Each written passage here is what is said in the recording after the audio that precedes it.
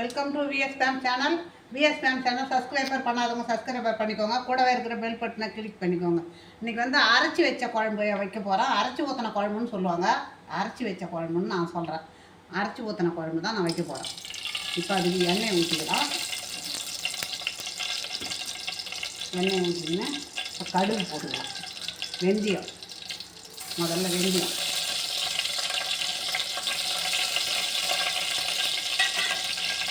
எண்ணெய் என்ன பண்ணணும்,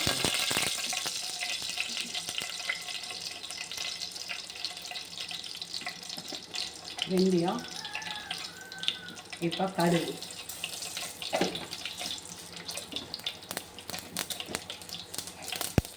ஜீரகம், பெருங்காயம்,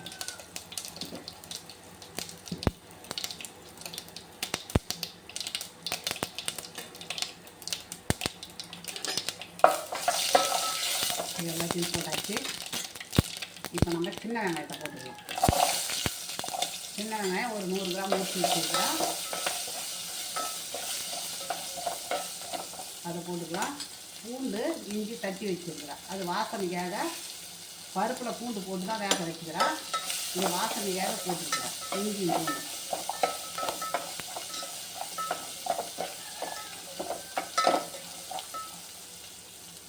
இப்போது தக்காளி,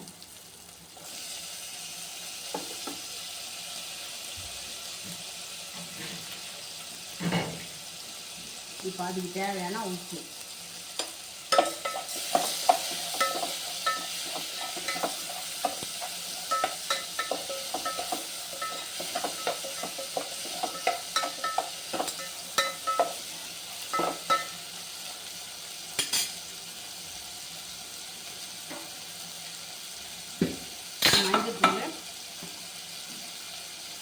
மஞ்சத்தூள், இப்போ வத்தப்பொடி போடலாம்.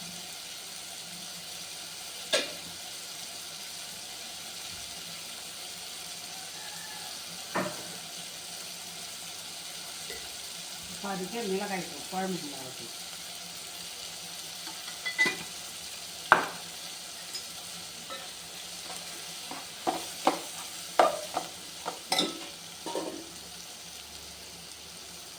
காயெல்லாம் அரிஞ்சு வச்சுக்கிறோம் இல்லையா, நம்மக்கிட்ட எந்த வெஜிடேபிள் இருந்தாலும் போட்டுக்கலாம். முருங்கைக்காய், கத்திரிக்காய், மாங்காய் எல்லாத்தையும் போட்டுக்கலாம்.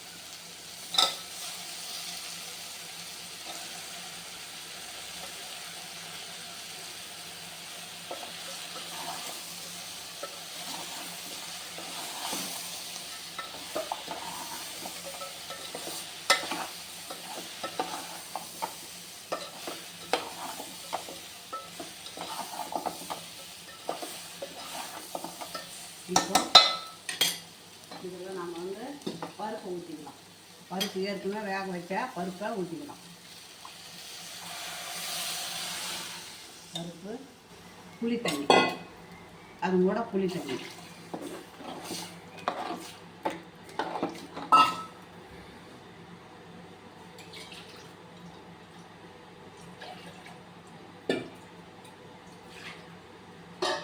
எல்லாத்தையும் ஊற்றி இது கொதிக்கணும்.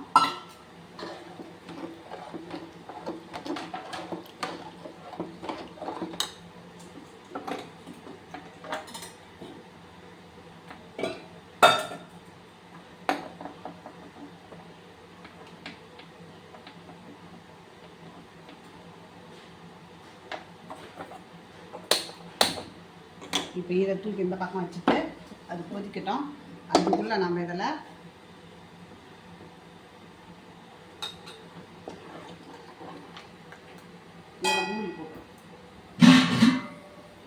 மூடி போட்டு வேகட்டும்.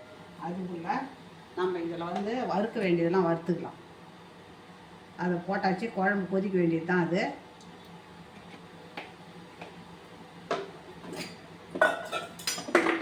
அதெல்லாம் கறிவேப்பிலை நம்ம போடாததுக்கு கறிவேப்பிலையை போட்டுடலாம். இப்போ இதில் வந்து எண்ணெய் காயிடுங்க.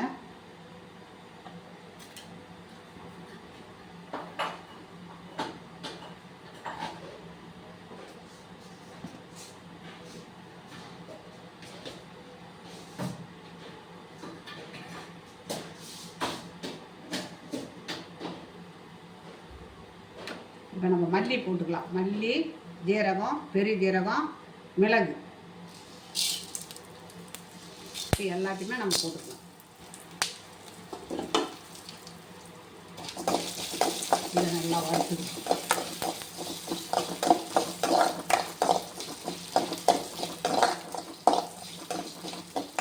இது கூட தேங்காய் 2 பத்தை,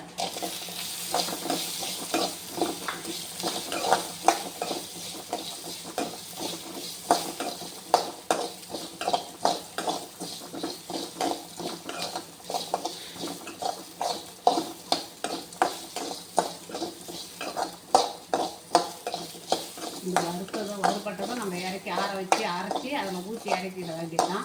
அரைச்சி ஊற்றின குழம்பு அதுதான்.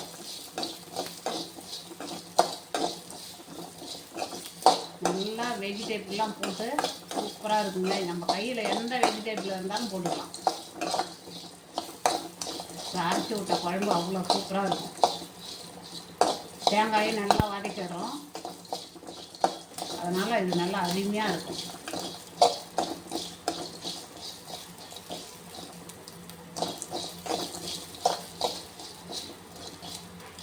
இது அப்படியே ஆறட்டுங்க. ஆறின பிறகு அரைச்சி நம்ம குழம்புல ஊற்றக்குள்ள காமிக்கிறோம்.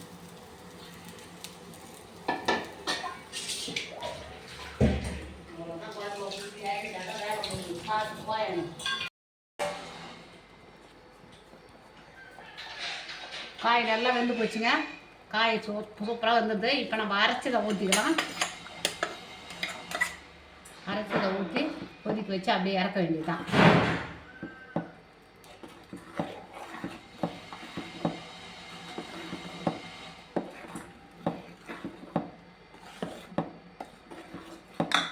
ஒரு கொதி வந்ததும் இறக்கிடலாம்.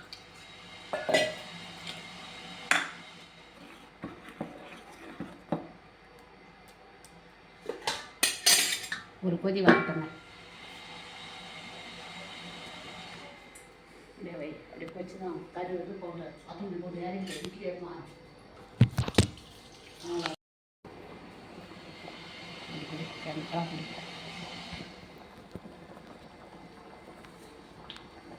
சாம்பார் கொதிச்சுட்டு மல்லித்தழை போட்டுக்கலாம். அருமையான அரைச்சி விட்ட குழம்பு ரெடி ஆகிடுதுங்க. இது உங்களுக்கு பிடிச்சிருந்ததுன்னா எனக்கு லைக் பண்ணுங்கள், கமெண்ட் பண்ணுங்கள், சப்ஸ்கிரைப் பண்ணுங்கள்.